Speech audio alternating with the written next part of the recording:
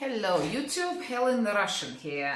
This video is not about rideshare or anything to do with rideshare. It's just some interesting information and glimpse while I was sitting at the police station waiting to get some information on the rideshare.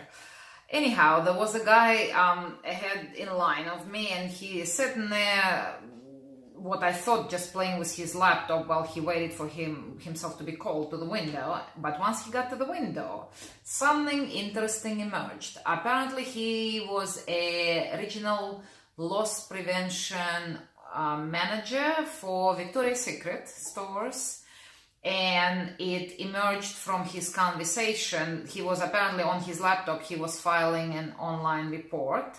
And from what he was telling, obviously he wasn't relaying the entire story, but from what he said, it became clear that they've been watching and in fact caught on video clearly and through employees citing this woman who would come to the store and steal significant amounts of merchandise. We're not talking someone who randomly lifted a pair of panties as in crime of opportunity. No, she deliberately, according to the manager, she deliberately flew into Las Vegas from elsewhere. I think he said from California, I cannot be sure, I think California.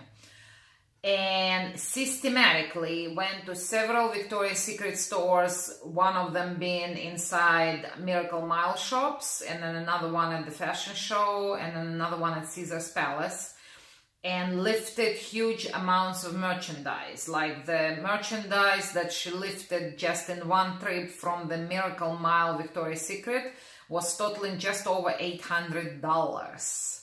Yeah, but the reason I thought the story was interesting, it's how the stores operate, because I was really curious to hear what all goes on. So what they do, they basically try to discover the entire ring, because when it's that organized, it's not just that one person involved in it. So they wanted to uncover the entire ring. So this manager already been to the police detective. Detective is on the case, which is why the manager was there, because he had to still file the actual report so detective could have it on hand when I think they were gonna arrest the woman or actually follow her, because the conversation was taking place about her flying out back. But I digress. Here's what went on. So they clearly realized that that's what she was doing, stealing, but they didn't just grab her right then and there, because they felt it would be better if they uncover entire ring and probably pull the entire operation,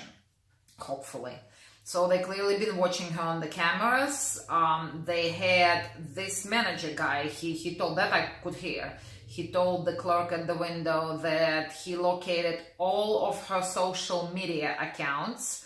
He knew he could supply to the police. That's just him investigating. Police haven't even gotten to that yet. So he already had her full name, description, photos, date of birth, address, and pretty much a lot, well, I'm going to say most of her activities, because I'm guessing she's one of those stupid people who puts everything on her social media, like every single step she takes, like, oh, this is the meal, this is what I'm doing, or maybe even stupider comments about, getting a loot from Victoria's Secret. I don't know, but it sounded, because he had the entire information at his fingertip. He was able to provide all of that to the police straight away. They didn't need to investigate that.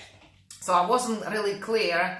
I got called and I asked my question and I left. So I wasn't really clear how they were going to proceed, but it sounded like they were either going to arrest her at the airport with all of the merchandise, because now that I think about it, it makes sense. If they grabbed her physically at that one store, that would be like $800 worth of merchandise, which is misdemeanor or whatever.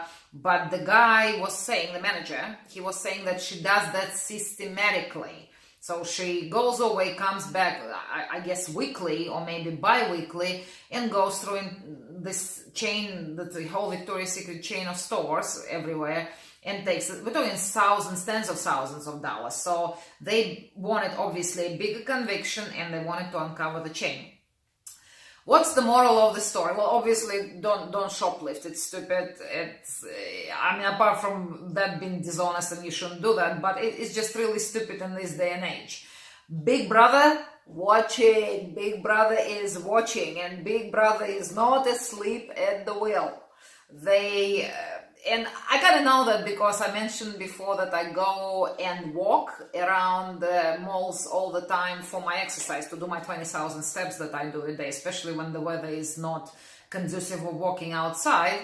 I obviously don't steal anything, but I do things like go and spray myself with perfume, here and there and whatnot. And people pay attention. Like I tell you, I don't go to Miracle Mile that often, but definitely not nearly as often as I go to Fashion Show Mall. I'm not surprised people know me there. But Miracle Mile, I don't know, maybe once every 3 weeks. And I tend to stop by Sephora and spritz myself with perfume. So it was actually a few weeks back. I walked into Sephora and I just walked around, see what's new, because I do buy things from there as well. And I went to the perfume department, and the guy who was minding that department, he goes, "Welcome back." You see what I mean? Like, he let me know that he knows, he's seen me before, he knows who I am. He didn't mind me spritzing myself. There is nothing wrong with that. But they train to sadly let you know, especially when they know you're definitely not stealing or doing anything. But that is food for thought. People are watching, people are trained to watch, there are videos everywhere, and based on the technology available today, it's going to take them no time, listening to that manager, to get all of your information out there. So there we go. Ponder that while you're driving around.